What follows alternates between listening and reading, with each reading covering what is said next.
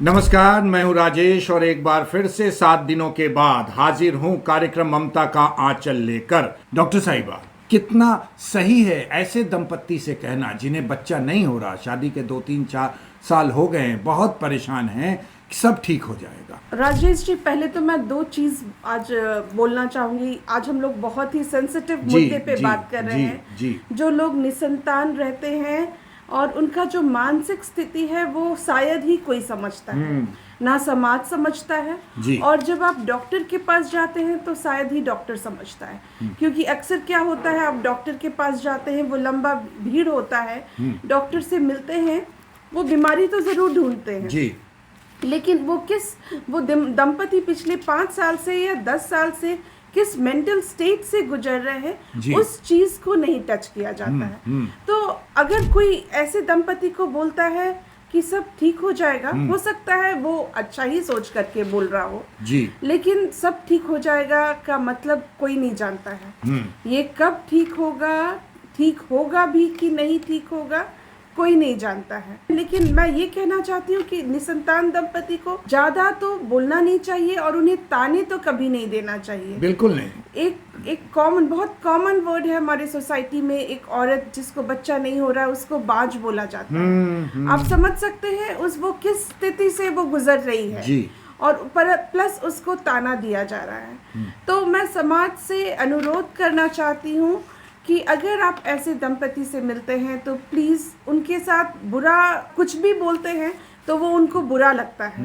Doctor साहिबा, एक बात और भी है कि सिर्फ पॉजिटिव सोचो। वैसी स्थिति में जब इंसान विपरीत परिस्थिति में है, कोई रास्ता नहीं दिख रहा, घर के लोग, बाहर के लोग, अरे पॉजिटिव सोचो, सकारात्मक रहो, ये कहाँ तक जायज है?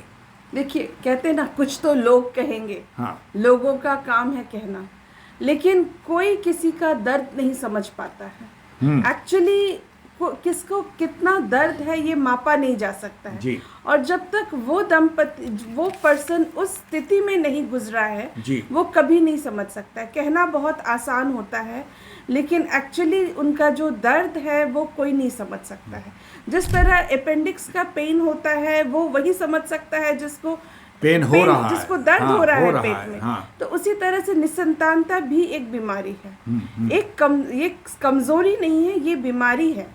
तो जो इस चीज से ग्रसित है जी, ये वही समझ सकता है। घर वाले लोग हमेशा कहते हैं किसी भी हाल में खुश रहो, ये क्या मतलब है इसका वैसे दंपति के लिए जिन्हें बच्चा नहीं है? ये उनके लिए कहना आसान है, लेकिन वैसे दंपति जिनको बच्चा नहीं है वो उनका दर्द कोई नहीं समझ सकता है, क्योंकि वो हर महीना उम्मीद करते हैं इस महीना बच्चा ठहरेगा, लेकिन रिपोर्ट नेगेटिव आता है और उन्हें चोट पहुंचता है। पॉजिटिव रहना इसमें बहुत ही हिम्मत की बात होती है। हाँ। अक्सर लोग टूट जाते हैं। तो मैं ये बताना चाहूंगी कि जब आप इनफर्टिलिटी हॉस्पिटल आते हैं या फर्टिलिटी क्लिनिक आते हैं तो आपका जब डॉक्टर देखते हैं तो डॉक्टर हर फर्टिलिटी क्लिनिक में एक IVF काउंसलर होता है। हाँ। जो उनके इस मेंटल हेल्थ का ध्यान देता है जी।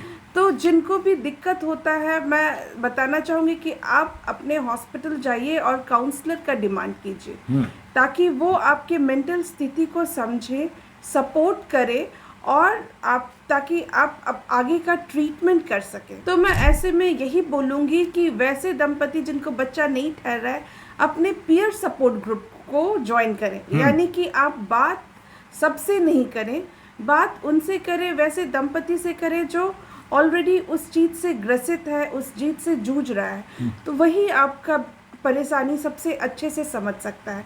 आप उनसे भी बात कर सकते हैं जो ऑलरेडी इससे ग्रसित था लेकिन उन्हें बच्चा ठहर चुका है। हाँ। तो वो लोग बेस्ट होते हैं जो आपको बता सकते हैं कैसे कैसे क्या करना है।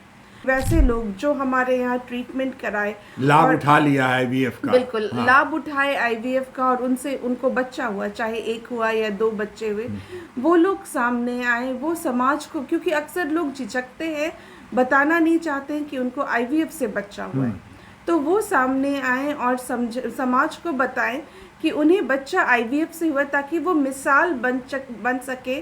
क्योंकि वो अगर ये जानेंगे कि उस दंपति को बच्चा IVF से हुआ तो उनको विज्ञान पे भरोसा होगा, उन्हें उनके मन में चाहत होगी इलाज कराने की, और अगर कोई सही जगह इलाज कराएगा तो बहुत ज़्यादा चांस है कि बच्चा होगा। डॉक्टर श्रद्धा, बहुत बार ऐसा सुना गया है कि तुम्हारा हाल दूसरों से अच्छा है, इससे भी बुरा हाल है किसी का। देखिए, ये तो बहुत रूड स्टेटमेंट है अगर कोई इंसान किसी निसंतान दंपति को ऐसे बोलता है, क्योंकि कोई किसी का मन का हाल नहीं जानता है, और कोई किसी का मन का हाल अगर नहीं जानता है तो इस तरह का बात नहीं कहे। बेहतर है वो ये कहे कि मैं तुम्हारे साथ हूँ, तुम आगे बढ़ो, तुम इलाज कराओ, हम तुम्हारे साथ हैं।